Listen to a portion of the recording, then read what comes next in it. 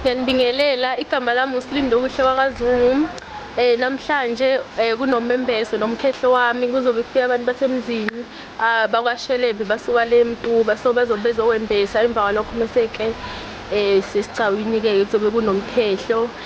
Ngiyabonga wonke umuntu ozofika elangeni lanamhlanje uzongisingatha kulolu suku. Ngicela nje wonke umuntu ozobe khona phakathi kwaleli khaya ajabule.